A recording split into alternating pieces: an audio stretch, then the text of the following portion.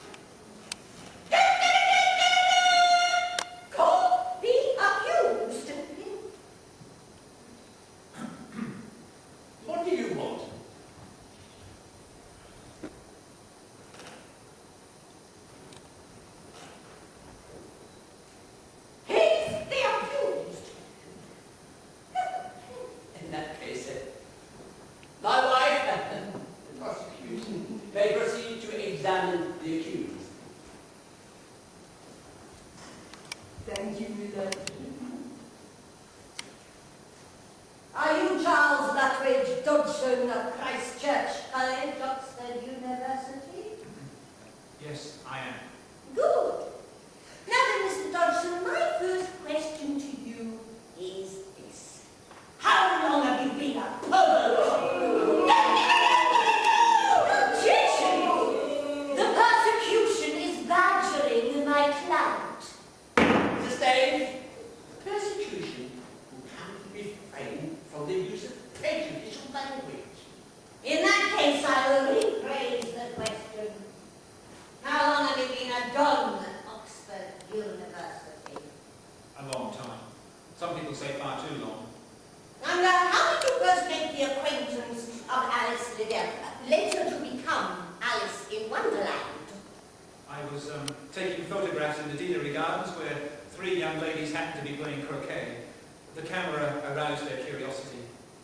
Aroused their curiosity? And what else did they arouse? Objection! Oh, continue. Who were the 3 young ladies, as you call them? They were the Dean's daughters.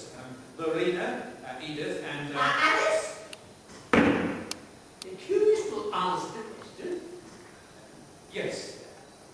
Alice.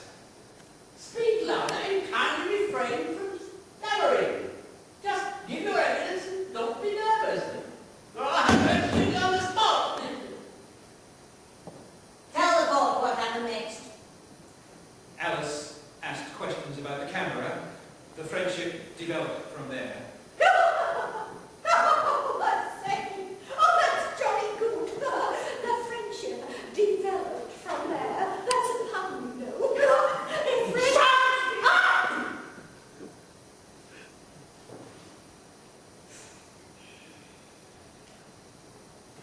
friendship developed from there. I have no idea. No.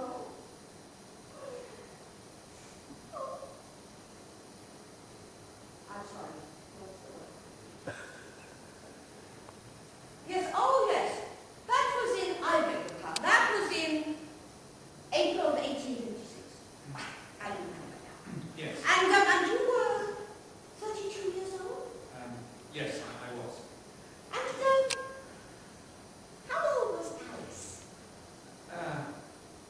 Alice... Shall I repeat the question? How old was Alice?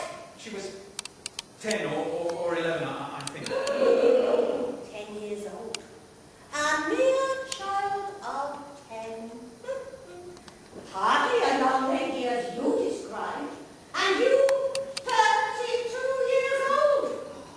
An age difference, ladies and gentlemen, of 22 years. Disgraceful. Shouldn't a grown man have better things to do than chase little girls? Objection! My client does not chase little girls. Oh, and what does he do? He befriends them. He befriends them. Is that all? Shouldn't a don of Oxford University have better things to do than to befriend children? What should I do? Ignore them and tell them to go away? When I see a child in distress, should I turn my back on them and pretend they don't exist? Or should I try and relieve that distress by telling them a funny story?